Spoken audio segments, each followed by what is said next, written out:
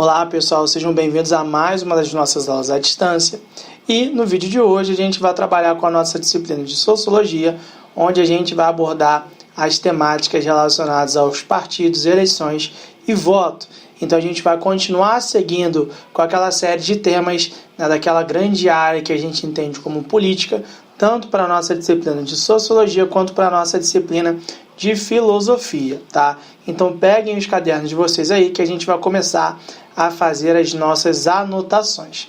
E como vocês já podem ver, né, a gente vai começar a introdução da nossa aula falando sobre a ideia de democracia, um tema que a gente já trabalhou em uma aula interdisciplinar, né, de Filosofia e Sociologia, né, uma das nossas aulas à distância, onde a gente trabalhou com a temática de democracia e autoritarismo. E aí naquela aula, eu lembro que eu comentei com vocês que existem dois tipos de democracia, que é a democracia direta e a democracia indireta. A democracia direta, como vocês bem sabem, e como a gente já viu, a gente já trabalhou, né, é aquela democracia que surgiu lá na Grécia Antiga e havia uma participação direta, né, como o nome já bem pressupõe, dos considerados cidadãos, tá? Então todos que eram considerados cidadãos participavam diretamente das decisões políticas. Agora, conforme o sufrágio, né, a ideia do voto, foi se expandindo em direção a cada vez um número maior, né, de cidadãos, a gente vai observar que a democracia deixou de ser uma democracia direta e passou a ser uma democracia indireta, tá? Ou seja, se escolhe representantes, né, para tomar as decisões políticas pelo povo, pelo grupo de cidadãos como um todo.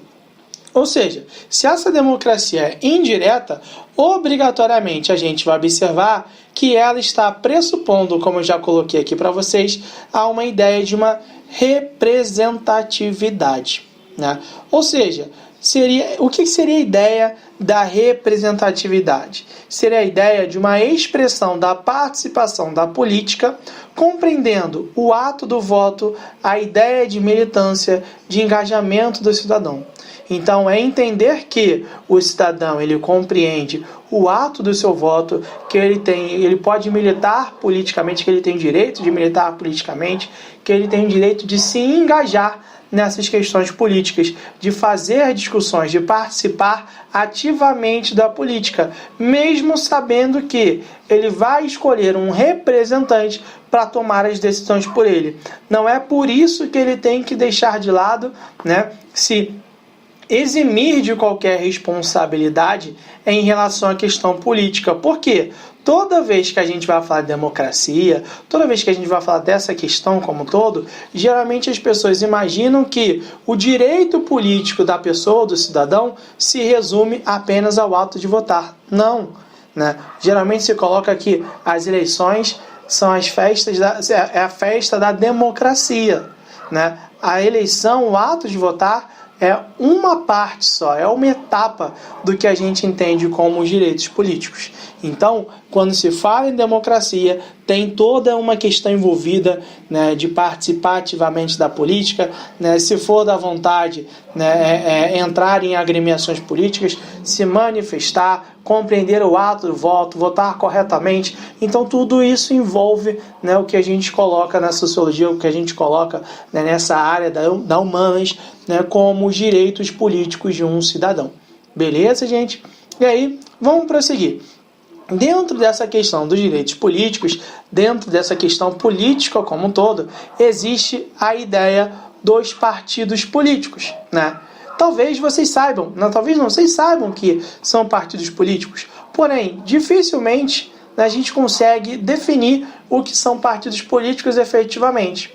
Aqui, para a gente definir o que são partidos políticos, a gente vai utilizar o cientista político italiano Norberto Bobbio, né? Ele tem um livro que é o dicionário, né? Um dicionário político. Nesse dicionário político, ele define partido político da seguinte forma, tá? Ele utiliza a visão de Max Weber e aponta que o partido político é uma associação que visa um fim deliberado, seja objetivo, ou seja, com fins ideológicos, tá? Pessoais, quando se busca um benefício, tá? Poder, quando se busca poder, obviamente, ou a glória de um chefe. Então, o partido político ele pode seguir e ser baseado em cada uma dessas ideias, ou pode ter todos esses objetivos juntos. O grande ponto que o Weber e o Bob ele coloca para a gente é que o partido político ele sempre vai ter um caráter associativo, tá? Então, ele se constrói através da associação de diversos cidadãos. Logo, ele está compreendendo uma formação social. Então, todo partido político ele pode ter diversos objetivos, diversos fins. Porém, ele sempre vai ter um caráter associativo, né? Na qual ele está compreendendo uma formação social antes e acima de tudo. Beleza? Dentro dessa, teoria sobre essa construção da ideia do que são os partidos políticos efetivamente, tá?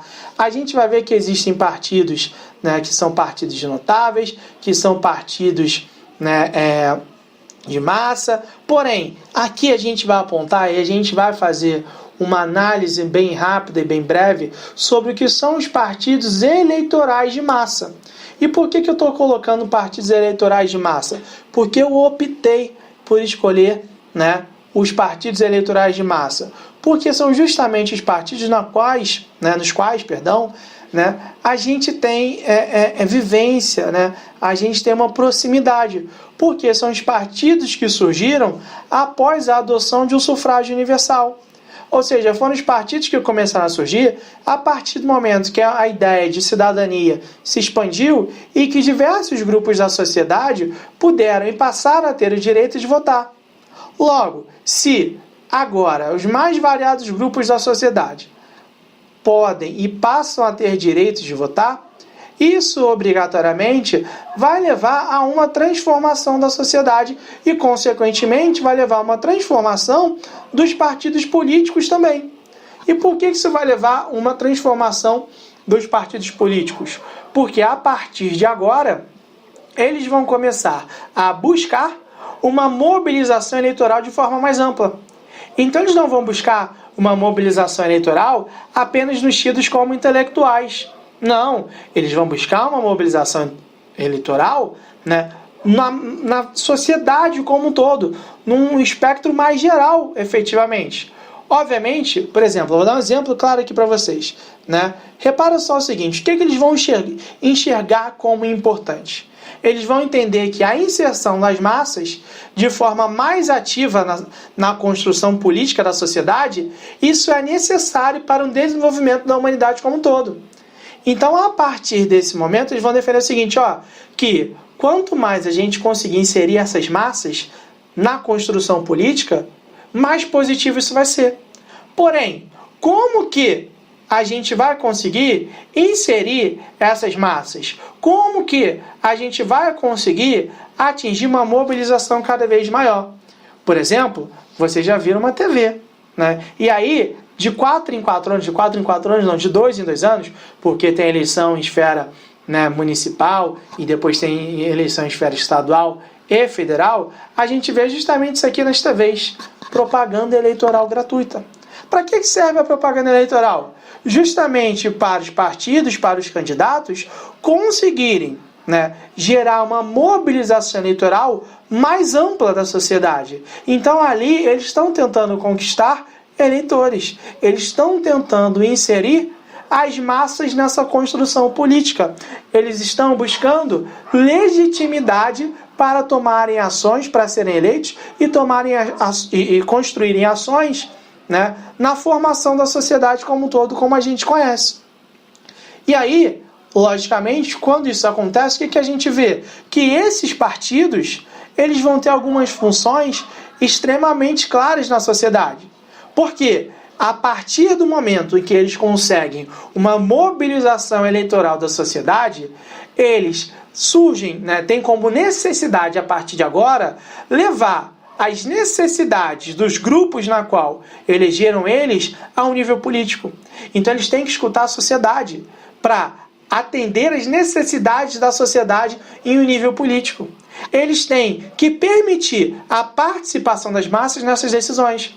Porque não é porque você escolheu um representante que esse representante ele não vai ter mais que te ouvir. Não, ele tem que ouvir o eleitorado dele, ele tem que ouvir a sociedade. Porque o político eleito, os partidos eleitos, eles estão ali para atender as necessidades da sociedade. Então eles têm que garantir a participação das massas nessas decisões. Beleza? Então, os partidos eleitorais de massa, eles começam a pensar justamente nisso. Então, toda vez que a gente for falar de partido, toda vez que vocês forem pensar em partidos políticos nesse aspecto da sociologia, vocês têm que entender, vocês têm que levar em consideração essa ideia que a gente trabalha aqui. Beleza? E aí, como que a gente pode classificar os partidos? Antes de tudo, a gente tem que apontar que a classificação dos partidos é uma consequência, tá, do parlamento francês durante o período da Revolução Francesa entre 1789 e 1799. Por quê? Durante esse período de Revolução Francesa, o parlamento francês ele era dividido, ele era organizado da seguinte forma. Ao centro do parlamento ficavam os representantes do pântano. Tá? O pântano era aqueles caras que não tinham um lado definido especificamente, beleza? Agora, à esquerda ficavam os jacobinos, tá? Os jacobinos eram considerados mais radicais, aqueles que queriam uma revolução que atingisse até os grupos menos favorecidos. Já à direita ficavam os girondinos, que era a elite econômica da França, e eles defendiam uma transformação não tão radical, uma transformação que gerasse apenas uma igualdade jurídica, mas uma igualdade econômica não. Ou seja, o que começou a se observar? Que à direita ficavam os que buscavam, né, transformações mais conservadoras. Ao centro, aqueles que não estavam, né, em nenhum dos lados, né, que não defendiam nenhum dos lados, e à esquerda ficavam os que buscavam, né, revoluções mais transformadoras, mais radicais. Então, daí começou a surgir o conceito dentro da política de esquerda, centro e direita. Dessa maneira, o que a gente começou a observar? Tá? Uma linha onde a gente pode definir cada espectro político, né? E aí tem o centro, vai ter a esquerda, vai ter a direita. Dentro da esquerda, entre direita e centro, direita e esquerda, vai existir o que as pessoas denominam como centro-esquerda e a centro-direita. Centro-esquerda é aquele cara que continua centro, mas tende, né, a cair um pouco mais para o lado da esquerda. Centro-direita, o cara que continua centro, mas tende a cair um pouco mais à direita. Eu, particularmente, não gosto dos termos centro-esquerda e centro-direita, tá? Para mim, isso não vai muito. Mas, enfim, existe essa denominação. Agora, além desses 5 que eu coloquei para vocês, existe também a extrema-esquerda e a extrema-direita, tá? Então, passou a se organizar os partidos, né, a classificação ideológica dos partidos dessa maneira. Porém, além da gente classificar os partidos dessa maneira, a gente pode também trabalhar com eles quando a gente vai falar a ideia do sistema partidário, tá? Quando a gente fala em sistema partidário, a gente pode colocar na ideia do monopartidário, do sistema bipartidário e do sistema pluripartidário. Como o nome já vem colocando, monopartidário, sistema que adota isso, propõe a existência de um único partido. Qual é esse partido? É um único, né? Quase eu me confundi aqui na hora de falar. Porém, eu vou pegar um exemplo aqui na China. Na China, o sistema é monopartidário. Só existe o Partido Comunista Chinês. Agora, quando a gente fala em bipartidário, já está deixando claro 2. O maior exemplo disso é os Estados Unidos, onde existem outros partidos, mas os que predominam são apenas 2. O Partido Democrata e o Partido Republicano. E também existe o sistema pluripartidário, que é um exemplo aqui do Brasil, onde há, né, uma fragmentação através de diversos partidos. Essa imagem que eu coloquei para vocês é uma imagem que ela está defasada, né? Existe Existem partidos aí que já mudaram de nome, existem partidos que não existem, e tem partidos aí que surgiram logo após essa imagem que não estão aí, tá? Então, assim, aqui no Brasil existe um sistema onde o poder, vamos dizer assim, político, ele está fragmentado em vários partidos, tudo bem? Então, toda vez que a gente for falar de partido, a gente pode lembrar de tudo isso que a gente colocou aqui, tá? E aí, vamos lá. Passada essa ideia dos partidos, a gente vai começar a falar das eleições. Por quê? As eleições é o momento onde se escolhe o que a população considera o candidato mais apto a exercer o poder político, tá? Então, a eleição é quando a população considera o candidato mais apto. E aí, isso não significa que ele seja o mais apto efetivamente. Por que que eu digo isso, tá? Porque isso vai a partir das convicções de cada um que vai votar, tá? E aí, geralmente, a gente coloca que há uma predominância da vontade da maioria. Porém, a vontade da maioria não é uma vontade geral. Então, ali, né, esse processo eleitoral é o que a sociedade considera como mais apto, de forma generalizante. Beleza? E aí, seguinte, quando a gente vai falar em eleições, a gente pode falar que as eleições são eleições diretas ou eleições indiretas. As eleições diretas são aquelas eleições que a gente vive aqui no Brasil, onde no dia das eleições a gente vota diretamente no candidato que a gente quer. Agora, as eleições indiretas são aquelas eleições que existem nos Estados Unidos, onde a população vota, né, e delegados, tá, vão ser responsáveis por escolher o presidente de fato, tá? Então, aqui, nas eleições diretas, a gente vota diretamente no candidato. Já nas eleições indiretas, se vota e delegados vão ser responsáveis por escolher, né, o candidato, né, que vai ser o presidente e por aí vai, tá? E aí, eu vou depois fazer uma aula para vocês para explicar melhor essa ideia das eleições indiretas e para explicar também melhor o sistema de eleições, dos Estados Unidos. Tranquilo? Então, quando a gente fala em eleições, a gente trabalha que essas eleições elas podem ser eleições diretas, onde a gente escolhe direto o nosso governante, ou eleições indiretas, onde se escolhe primeiro delegados e esses delegados eles vão ser responsáveis por eleger o presidente da República, por exemplo, como acontece nos Estados Unidos. Beleza? Passando disso aí, né? Quando a gente vai falar em eleições, a gente tem que pensar também na ideia de um sistema eleitoral, onde esse sistema ele pode ser majoritário. Como assim um sistema eleitoral majoritário? Ele é utilizado aqui no Brasil para a eleição de cargos no executivo, tá? Onde, por exemplo, vamos pegar aqui, né? Eu fiz uma eleição hipotética e nessa eleição, no primeiro turno, né, tinha 4 candidatos. O Zé das Couves, né, que teve 33% de votos, a Maria Agrião com 25% de votos, o Charlinho do Alface com 20% de votos e a Jaqueline da Beterraba com 22% de votos. Então, em um sistema majoritário, em um sistema eleitoral majoritário, tá? Para ser eleito, o candidato ele precisa atingir 50% dos votos mais um. E aí, o que aconteceu aqui? Nenhum dos candidatos conseguiu 50% dos votos mais um.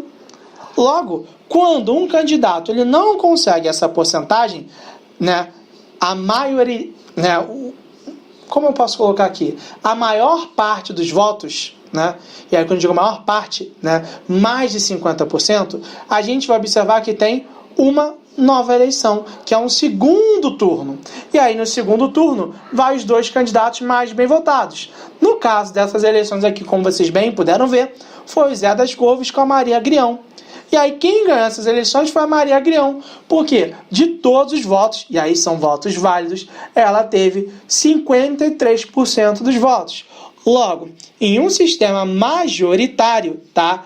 Entende-se que a maioria, né, tem que votar em um candidato. E para ser a maioria, tem que ser 50% dos votos mais um. Beleza? Ah, pode ser 50% só. Não, tem que ser 50% dos votos mais um. para o cara conseguir ser eleito. Beleza? Então esse sistema majoritário é um sistema que vai predominar, vai ser utilizado no Brasil em eleições para cargo no executivo, seja federal, estadual e municipal. Beleza, gente? Agora a gente vai passar para o sistema proporcional, tá? Esse sistema proporcional, ele vai se adotar, tá? Para que grupos minoritários possam ser representados politicamente. Então, logo, a gente observa que no sistema majoritário, os grupos minoritários não vão conseguir eleger representantes. Para fazer com que eles também tenham representantes, se adota o sistema proporcional, que vai ser para cargos no legislativo. Como que se dá esse sistema proporcional? É feito da seguinte maneira. Você pega os votos válidos. O que são votos válidos? São todos os votos menos os votos brancos e nulo e divide pelo total de vagas, tá? Vamos supor 30 vagas. Existem 100 votos, tá? E aí você vai pegar 100 votos válidos, dividir pelo total de vagas. Daí você vai chegar no quociente eleitoral. O quociente eleitoral é isso que apareceu aí, que é a quantidade de votos necessária para que cada partido obtenha uma vaga, tá? Então, o que a gente vai observar? Que dentro desse sistema, tá? Que é o sistema que a gente está trabalhando aqui, proporcional, vai ter uma quantidade de votos necessária para o candidato, para o partido conseguir ter uma vaga. Se nem o partido ou o candidato consegue atingir aquela porcentagem, aquela quantidade de votos, isso vai passando por um outro partido ou vai passando por um outro candidato do mesmo partido. E isso criou, então, essa regra foi criada justamente para conseguir estabelecer alguns parâmetros. Não à toa, dentro, né, desse sistema proporcional, em alguns locais existe a cláusula de barreira, né, que cria um mínimo possível de votos para esse cara poder concorrer às eleições. Então, por exemplo, se o quociente eleitoral é de 300 votos, se o cara precisa 300 votos, né, o partido precisa 300 votos, perdão, o candidato do partido que tiver menos de 10% desses votos, ou seja, 30%, ele não pode, de forma alguma, assumir algum cargo, conseguir ser eleito. Então, cria-se cláusulas de barreira para impedir que candidatos que não tenham, né, nenhuma mobilização da sociedade consigam atingir cargos de extrema relevância e de extrema importância. Então, esse sistema proporcional ele é utilizado para as eleições do legislativo, sistema majoritário, eleições do executivo, e sistema proporcional para eleições do legislativo. E aí começam a surgir algumas perguntas. É importante se votar? Por que tem eleições? Ninguém mais acredita em política, essas coisas como um todo, né? Porém, quando a gente vai falar de voto, é extremamente importante a gente pensar na questão do voto. O voto ele é extremamente importante porque toda vez que a gente vai pensar no histórico do sufrágio no Brasil, a gente tem que lembrar que, né, só há um sufrágio basicamente universal no país a partir do ano de 1988 com a Constituição Cidadã. Até a Constituição Cidadã, a gente vai observar que o direito a voto no Brasil ele era extremamente limitado. Quando houve a proclamação da República em 1989, as mulheres não poderiam votar, analfabetos não poderiam votar, né? Durante o Império no Brasil, o voto era, né, censitário, ou seja, você precisava ter um mínimo de renda. Então a gente vai observar que com o passar do tempo, o Brasil ele construiu uma situação de um sufrágio universal. Houve muitas disputas, houve muitos movimentos para tentar universalizar o direito ao voto no Brasil. E aí, hoje, acontece um questionamento, uma reflexão muito grande se o voto obrigatório ele teria que ser obrigatório. Né? Muitas pessoas defendem a existência do voto facultativo, que é um modelo que existe nos Estados Unidos.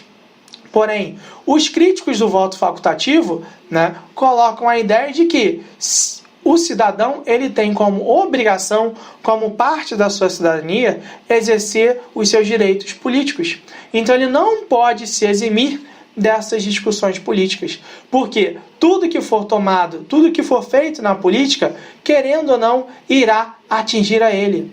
E aí, esses críticos de quem defende a ideia do voto facultativo apontam o seguinte, que no Brasil existe uma corrupção eleitoral muito forte, porque ainda há predominância do coronelismo, né? E aí, coronelismo, a gente falou nas nossas aulas de história, quando a gente estava trabalhando lá com, né, a nossa questão de república oligárquica. Então ainda existe um coronelismo no Brasil, obviamente em moldes atuais. E dessa forma os críticos chegam e falam o seguinte, se existe um coronelismo, se existe muita corrupção, o povo, o cidadão, ele não pode se eximir da sua responsabilidade como cidadão, que é de exercer os seus direitos políticos. Ele tem que questionar, ele tem que participar ativamente, ele tem que fazer-se presente, né, com a sua ideia de uma representatividade política em si, que é a compreender o voto, que é a ideia de, né, ser engajado, de ser ativo nessas questões. Beleza? Então, gente, hoje, na aula de hoje, a gente trabalhou, né, justamente com esses aspectos, né, de tentar dar uma luz, né, ao que a gente entende como um sistema político eleitoral. Né? Espero que vocês tenham entendido o que a gente trabalhou. Né? Qualquer dúvida em qualquer uma das nossas disciplinas é só entrar em contato e a gente se vê na nossa próxima semana. Valeu, gente, um abraço para todo mundo, se cuidem, fiquem em casa se puder. Um abraço, valeu, gente, tchau, tchau.